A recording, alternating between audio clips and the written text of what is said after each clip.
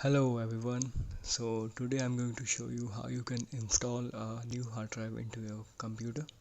So for that you have to be searching for disk management in the start menu and then click at create and format disk.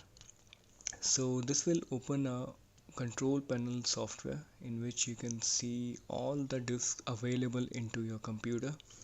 So you can see that disk 2 and disk 1 is already there into my computer, sorry, disk 0 and disk 2. So actually if you're going to install a new hard drive for the first time into your computer, then you won't be able to see it directly into this or into your computer. So let's plug in the new hard drive, and now I have plugged in the new hard drive, but still I cannot see the new hard drive into my computer. It is not there. So for that I will click at the action and rescan disk. So this will rescan all the hard drives once again, and now I can see the new hard drive available at the third position. So this is disk 2, and you can see that it is unallocated. That means you have to allocate the disk and uh, initiate it, because it also states that it is not initialized. So for that we have to click at right click and initialize the disk. This will initialize the disk the very first time. So now we will initialize the disk, and you can see that it is asking for MBR or GPT format in partition. So I would say that if you are having a hard drive which is up to 2 terabyte, then you can go for MBR.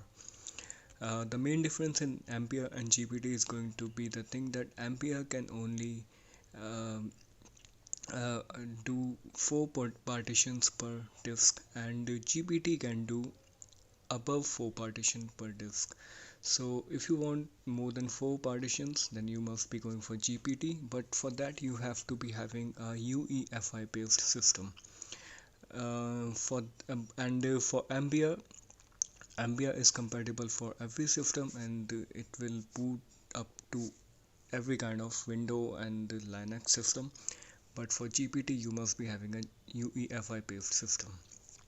So now it will be asking us for to specify the volume we need to have in the partition. So I'm allocating around 500 GBs for my first partition named D. I can also change the name of the partition by just um, changing the letter T, but I will keep it as T. Now the file system must be NTFS, and it is because NTFS is going to store any kind of and any size of data. It will not restrict you to transfer files of any kind of size. So now I will click next. Okay, you can also select do not format, but it is first time, so we will format that. So these are the details, and now I will click on finish. So you can see that this is a new partition D, and it is of around 540 GB, and it is NTFS. It is showing that the partition is healthy, and the rest of the part is still unallocated, so you have to allocate it again, and it is up to you. You can allocate it up to 4 partition in MBR format. So I will allocate it once again, and now I will be providing the leftover part, and just I will finish the allocation part. So if you're not selecting any kind of values, then it will straight away allocate the total amount which is going to be left over. So the total amount left over was 390 GB, and it is the partition of 390 GB straight away.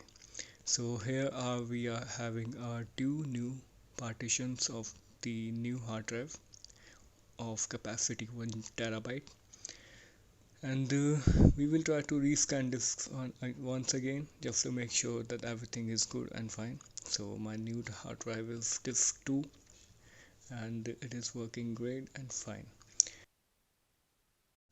So thanks for watching.